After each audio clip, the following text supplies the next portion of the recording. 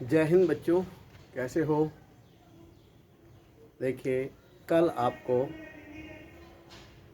इन और एट के बारे में पढ़ाया था। अब उसी बात को थोड़ा आगे लेके चलते हैं। उसमें एक बहुत ही महत्वपूर्ण फ्रेज है जो मैं आपको पढ़ाऊंगा। देखिए, एक फ्रेज होती है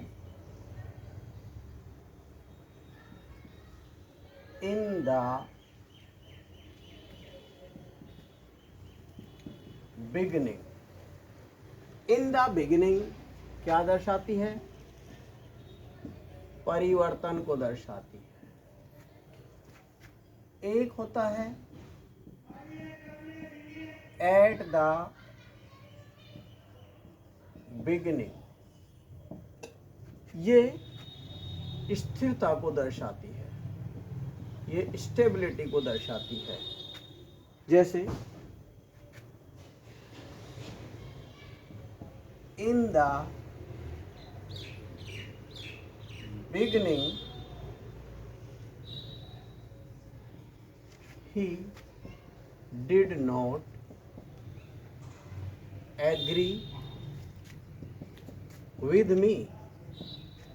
शुरू में वह मुझसे सहमत नहीं हुआ, तो स्पष्ट है कि बाद में सहमत हुआ वो।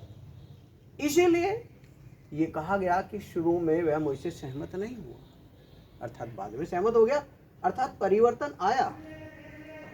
अब देखते हैं eight the beginning. At the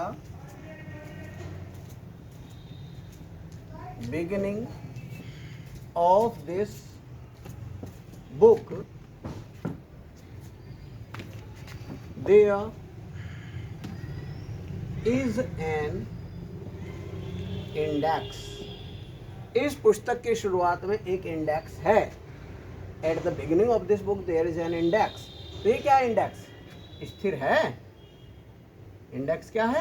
स्थिर है, अर्थात स्टेबिलिटी को, स्थिरता को दर्शाने के लिए एट द बिगिनिंग का प्रयोग करते हैं। और इन द बिगिनिंग का परिवर्तन, इन द बिगिनिंग का प्रयोग कहाँ करते हैं? परिवर्तन को दर्शाने के लिए।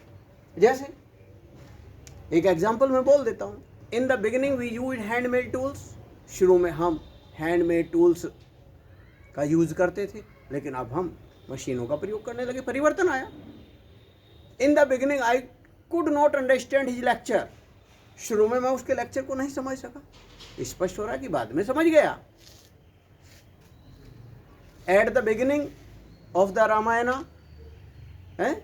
There is Hanuman Chalisa, there is a prayer.